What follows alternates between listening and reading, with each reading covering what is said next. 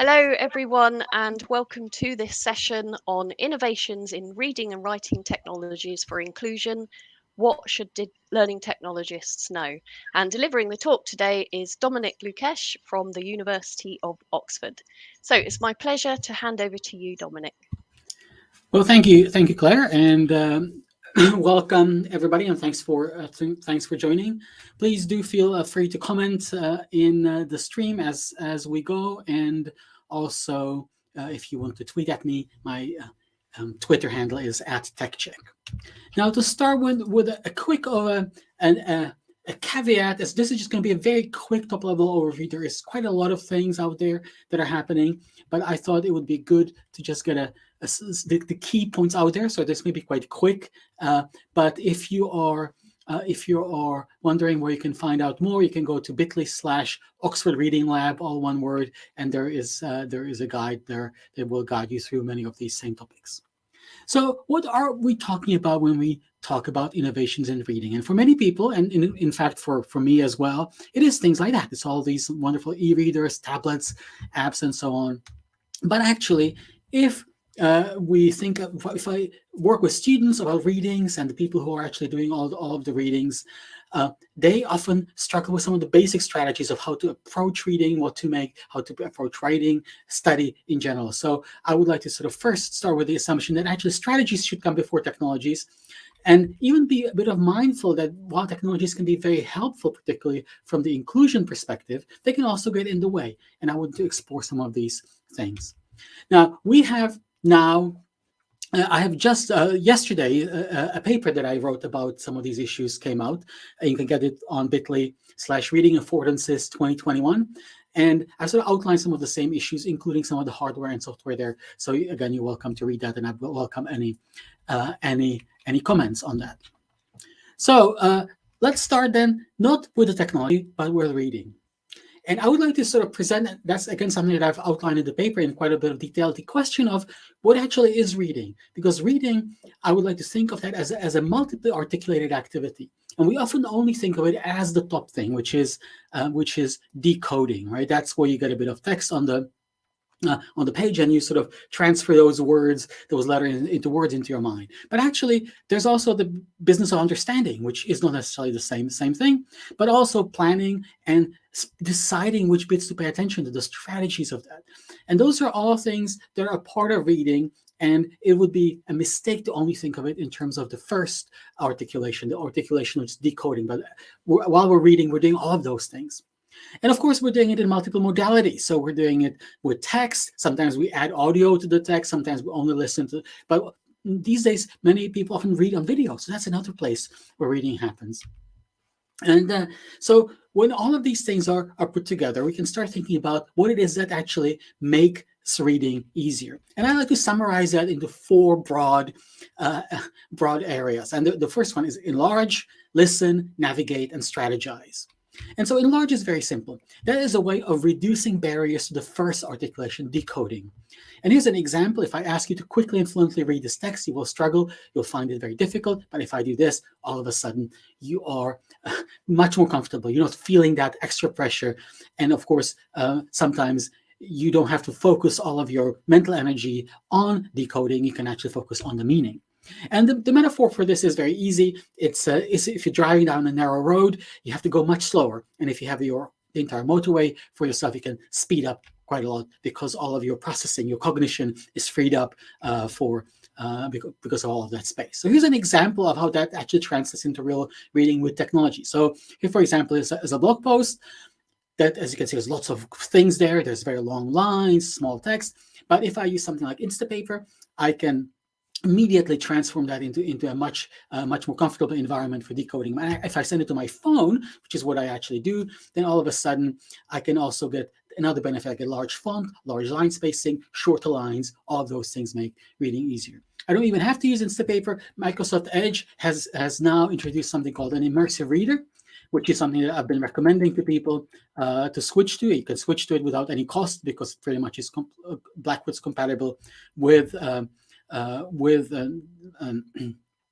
with all the, with Chrome, your extensions and everything, and you get something like this. You start with a page like that, and all of a sudden you get a page like this, where all of the other things disappear. You can increase text spacing, decrease font size, and backgrounds, and so on. But you get even more things. You, for example, get things like the focus mode, which again, helps with the decoding bit. So again, I highly recommend that, recommending it to all students, and I've been getting some really good feedback from them.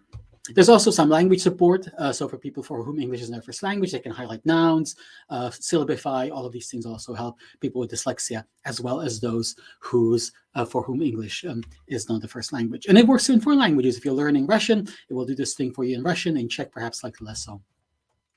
So that is sorry, that is the enlarging bit, the space, adding more space. But reading with your ears is the modality bit. And so I talked about how audio is an important modality for reading for many people. And now again, Microsoft Edge comes to the rescue. It has this thing called Read Aloud. It's part of the immersive reader. And I'm not sure, you probably won't be able to read this, hear this, but actually the new Edge has these natural voices, which are very good, and I highly recommend using that. And it also works on PDFs, and it also is built to Microsoft Word, so you can read your own writing with your ears, and it helps a lot. I highly recommend you try them. It's quite a revolution in a way in speech synthesis. You get the same things on an iPad. So many people don't realize that any text on an iPad or an iPhone can be read out with something called Speak Screen. It's in settings. Again, a great advantage. If you do this a lot, you may want to think about, or you may recommend your students and academics something like a Voice Dream Reader, which is a voice-focused reading app on Android. There's something I like called Add Voice Aloud. And it even has a feature such as this. For example, it lets you crop out the footers and headers, which is quite an important thing for the listening experience. And people often like to listen at higher speed, cropping and learning how to sort of navigate the text, by skipping and pausing. All of those things are part of that reading process. All of those things are worth exploring. So I highly recommend you not only know about these apps, but go out and try them, see for yourself how it works, and so on. I'm going to take a sip of water while we move on to the next topic, which is navigation. And so all texts have structure, and not all bits of the text are equally important. And so we need to be able to navigate around. So for example, if you're creating a document, or if you have a Word document, always make sure there are headings in it, because then you can turn on the navigation pane in Microsoft Word and easily navigate around text. And of course, also make sure that you produce the PDFs that have bookmarks, and then also learn and help that your students learn where the bookmarks are in different PDF readers. So in the Chrome PDF reader, it's over here. In the Microsoft Edge PDF reader, it's in another place. And other PDF readers, again, each of them have it in a different place, but it's worth knowing where they are. So again, people can learn to navigate. And that leads me to the most important part of what makes reading easier, and that is strategies. And that's the first thing I tell any students who come to me and ask me for advice, is learn what the right strategies are. And so, for example, if you look in any academic skills writing guide, you're going to see something like this. It's a read as intelligently as possible, read a document before reading line by line, decide which bits are more important, and go about your reading in a strategic way. And so I'd like to summarize this into 3 modes of reading that we need to be aware of when we think about technology and how it can help and get in the way. So the first mode is what I like to call linear or comprehensive, sometimes it's been called intensive. And that's the sort of thing when you read as if you're reading fiction from start to finish, as if it was a story, and the sort of thing that kind of looks like you should be reading any text. But actually, that is not necessarily the best way to approach, particularly for academic reading. So I already mentioned skimming. So that's reading for gist, get a sense of the overall meaning quickly, get a map of the document so that not everything is as foreign to you as also to your readers. And that is often the strategy then to decide where you need to do a bit more linear reading or a bit more strategic reading. And to get to those spaces, you can also use scanning. And that's reading for specific information. And often when people come back to a document, because that's often needs to happen. People don't just read things once, they have to come back and need to find the right information. Those things are all important. And so often when it comes to reading strategies, the skimming and scanning are much more important than the linear comprehensive reading, but we often underestimate that. Most of the digital reading interfaces particularly like the Kindle, sort of assume you're reading from the first sentence to the last one. And that's actually, interestingly enough, why digital textbooks are so slow to take off. They're quite hard to actually navigate in that strategic way which textbooks should be navigated in. And the question then is, how does technology come in when it comes to the strategies and when we which are so important? And I'd like to first kind of quickly mention the question of affordances, right? And so affordances is the sort of property of an object that allows the user to interact with it in a way that they can achieve their goal without consciously deliberating. It's kind of, when I want to pick up my gear, I don't have to process it. I don't have to think about it. My fingers just kind of go in naturally, as if naturally they grasp it, even though it's not really natural. I had to learn it.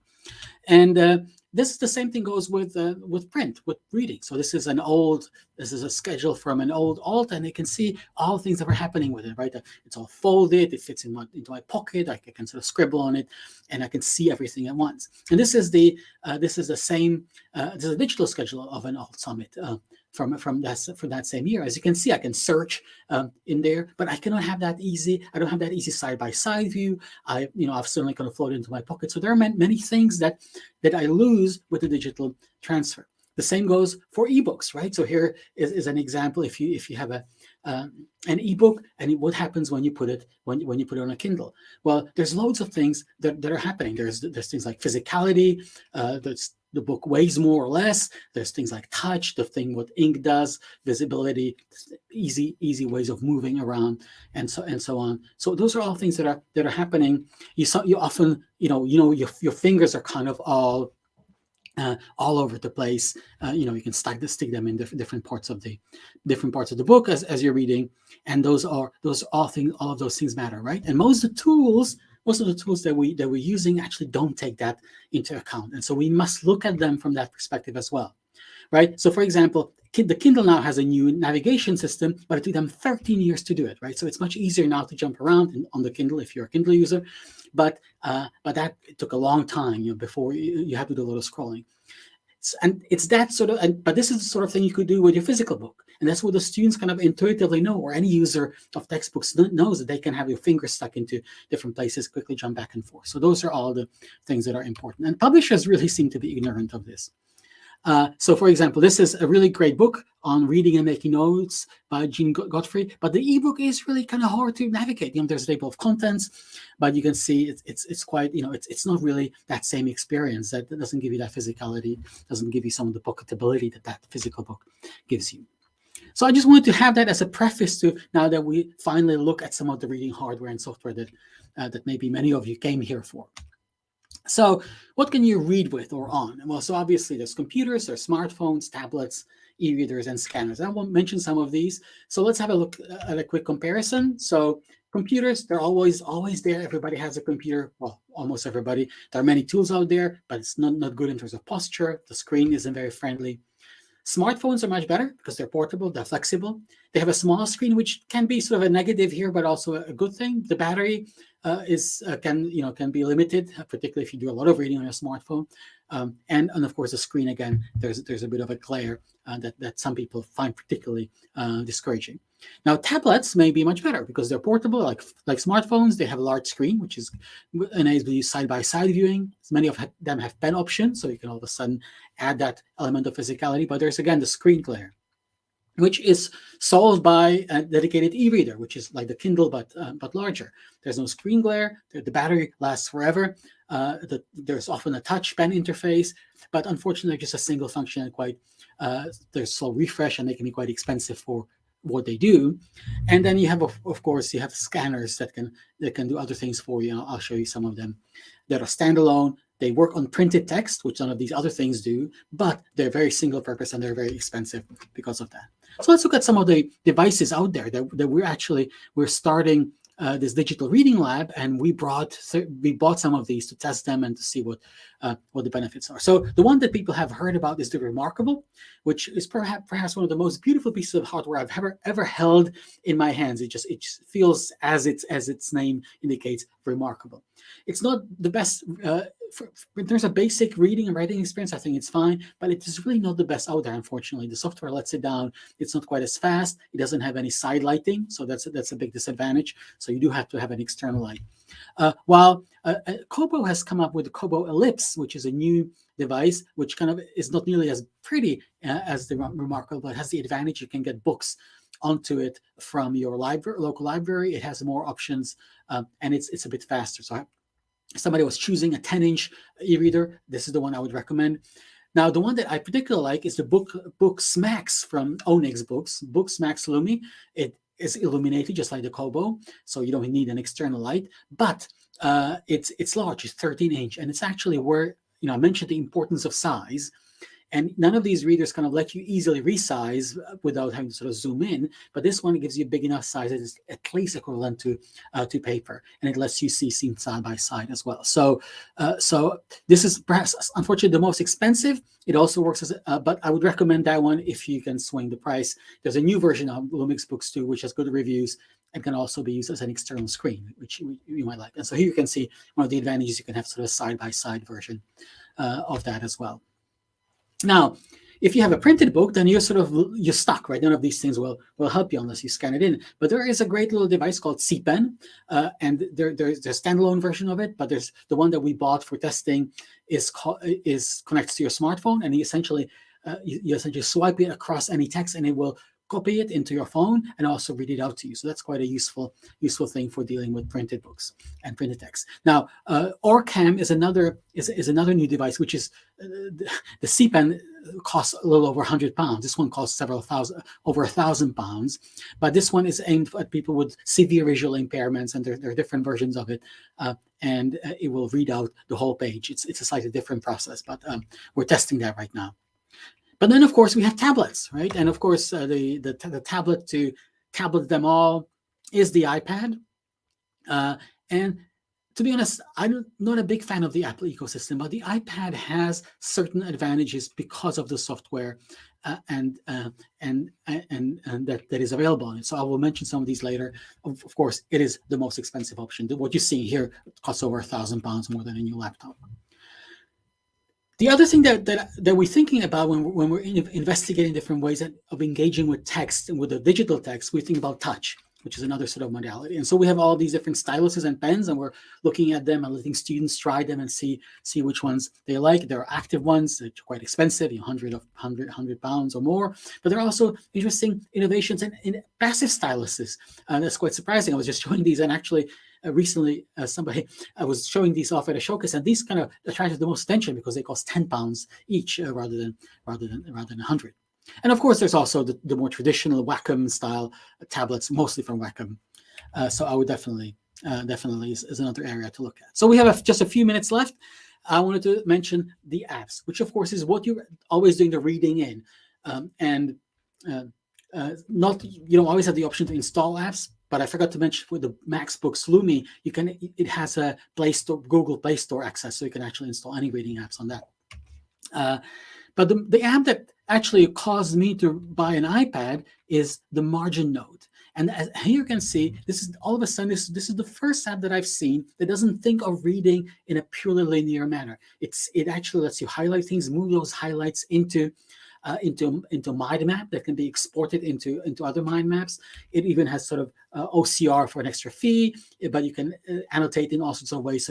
So it's a very useful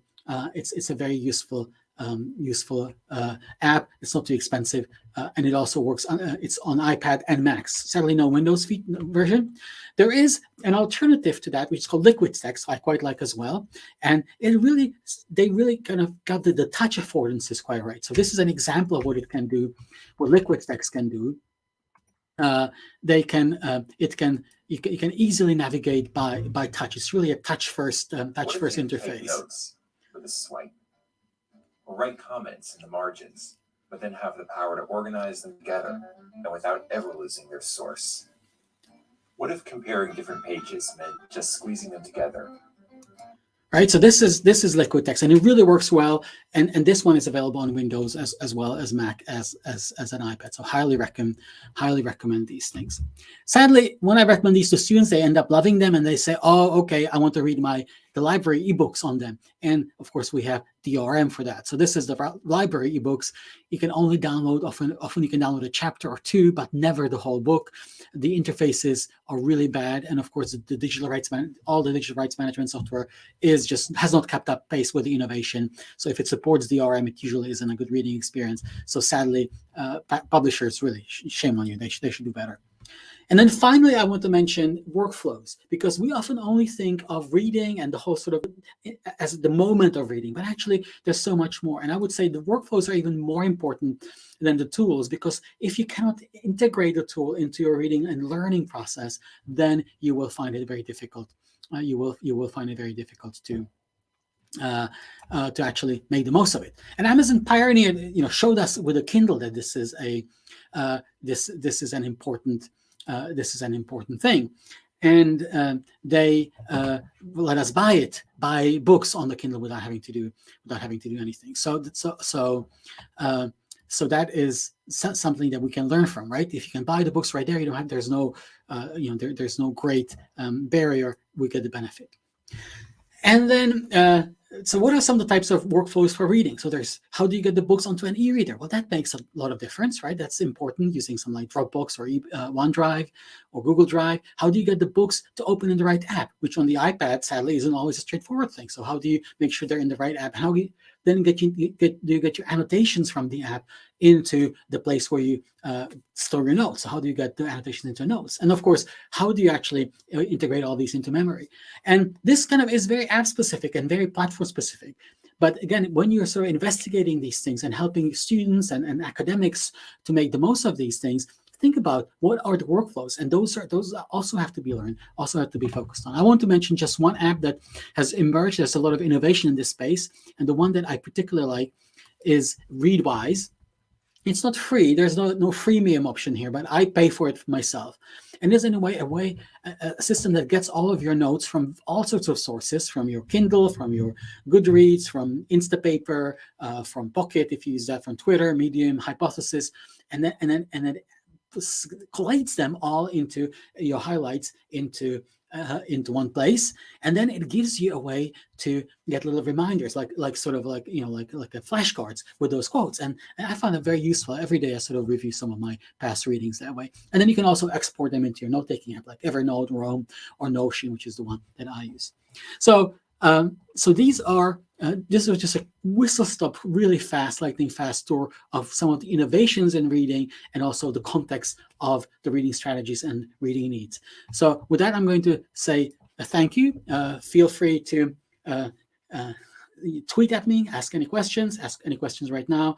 But my final words of wisdom is strategies really should come before the technologies. But if you're interested in technologies, go to bit.ly/Oxford Reading Lab. And that's an evolving page as well. So hopefully we'll be adding things there as we go.